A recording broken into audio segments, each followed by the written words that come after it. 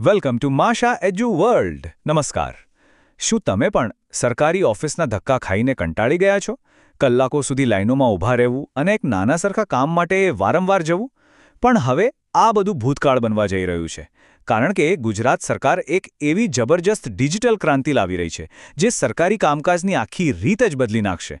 તો ચાલો જોઈએ કે આ શું છે અને આનાથી આપણને શું ફાયદો થવાનો છે. આજે આપણે આ આખી વાતને એકદમ સરળ રીતે સમજીશું. પહેલાં તો એ જોઈશું કે હાલની સિસ્ટમમાં તકલીફ શું છે. પછી સરકારનો આ મોટો નિર્ણય શું છે એના પર વાત કરીશું. 1 એપ્રિલથી શું બદલાશે, આનો લાભ કોને અને કેવી રીતે મળશે, અને છેલ્લે કયા કયા પ્રમાણપત્રો હવે ઘરે બેઠા જ મળી જશે એ બધું જ જાણીશું. આપણે બધા જ ક્યારેક ને ક્યારેક કોઈને કોઈ સરકારી કામ માટે ઓફિસ તો ગયા જ હોઈશું, ખરું ને? પેલી લાંબી લાઈનો, કાગળિયાની માથાકૂટ, બધું યાદ છે? ચાલો બસ એ જ અનુભવથી વાતની શરૂઆત કરીએ. સાચું કહેજો, ભલે આવકનો દાખલો કઢાવવાનો હોય કે પછી જાતિનું પ્રમાણપત્ર, એ મેળવવું કોઈ મોટો પહાડ ચડવા જેવું જ લાગે છે, નહીં? ઘણીવાર તો એવું બને કે સવારના ગયા હોઈએ અને સાંજ સુધીમાં પણ એક નાનું કામ પૂરું ના થાય. અને આ બધી તકલીફો પાછળના કારણો પણ એકદમ સ્પષ્ટ છે. કલાકો સુધીની લાંબી કતારો, એક જ કામ માટે વારંવાર ઓફિસના ધક્કા, કાગળિયાની જટિલ કાર્યવાહી અને સૌથી અગત્યનું, આપણા કિંમતી સમયનો બગાડ. આ જ તો છે આપણી અત્યારની સિસ્ટમની વાસ્તવિકતા. પણ હવે આ બધું જ બદલાવા જઈ રહ્યું છે. ગુજરાત સરકારે એક એવો મોટો અને ઐતિહાસિક નિર્ણય લીધો છે જે આ બધી જ સમસ્યાઓનો અંત લાવી શકે છે અને એક નવી ડિજિટલ શરૂઆત કરશે. જી હા, તમે બરાબર સાંભળ્યું. આ કોઈ નાની સૂની જાહેરાત નથી. આ એક બ્રેકિંગ ન્યૂઝ છે. હવે કોઈ પણ પ્રમાણપત્ર માટે સરકારી ઓફિસના ધક્કા ખાવાની જરૂર નહીં પડે.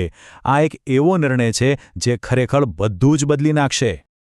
તો આ નિર્ણયની મુખ્ય વાત એ છે કે 18 જેટલા અત્યંત જરૂરી પ્રમાણપત્રો હવે મળશે સંપૂર્ણપણે ઓનલાઈન. એનો મતલબ શું? મતલબ કે હવે ઓફિસ જવાની કોઈ જ જરૂર નથી.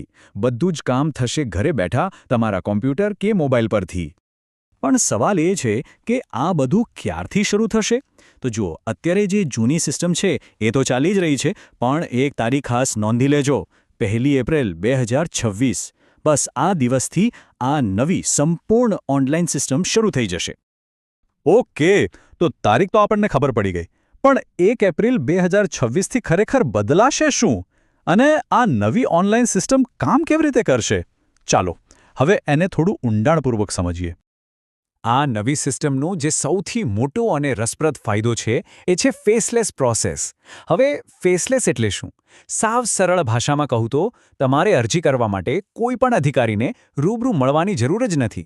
કોઈ ઓળખાણની જરૂર નથી. બધું જ કામ ઓનલાઈન થશે, કોઈ પણ માનવ હસ્તક્ષેપ વગર. જરા તફાવત તો જુઓ. પહેલાં શું હતું? ઓફિસ જવાનું, કાગળના ફોર્મ ભરવાના, લાઇનમાં ઊભા રહેવાનું અને પછી લાંબી રાહ જોવાની. અને હવે શું હશે?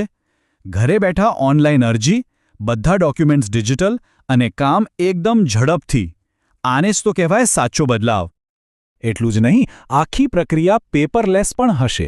મતલબ કે કાગળનો કોઈ ઉપયોગ જ નહીં. એટલે પર્યાવરણને પણ ફાયદો, અને સૌથી સારી વાત એ છે કે તમારી અરજી ક્યાં પહોંચી, એનું સ્ટેટસ શું છે, એ બધું જ તમે ઓનલાઈન ટ્રેક કરી શકશો. એટલે કે બધું જ એકદમ પારદર્શક. ઠીક છે, સિસ્ટમ તો બહુ સરસ લાગે છે, પણ સૌથી મહત્વનો સવાલ: આનો ફાયદો કોને મળશે અને કેવી રીતે મળશે? ચાલો હવે એ જાણીએ. આંકડો સાંભળીને કદાચ તમને નવાઈ લાગશે. આ નવી સિસ્ટમનો સીધો ફાયદો ગુજરાતના લગભગ 70થી 80 લાખ પરિવારોને મળશે.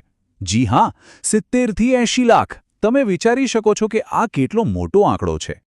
અને ફાયદા પણ એકદમ સ્પષ્ટ છે. સૌથી મોટો ફાયદો તો એ કે ઓફિસના ધક્કામાંથી સંપૂર્ણપણે મુક્તિ મળી જશે. સેવાઓ એકદમ ઝડપી અને સરળ બનશે. અને ખાસ કરીને બાળકોના શાળા કોલેજના એડમિશન વખતે કે પછી કોઈ સરકારી યોજનાનો લાભ લેવા માટે ડોક્યુમેન્ટ મેળવવામાં જે હાલાકી પડતી હતી, એ હવે નહીં પડે. તો ચાલો હવે એ વાત કરીએ જેની તમે બધા રાહ જોઈ રહ્યા છો.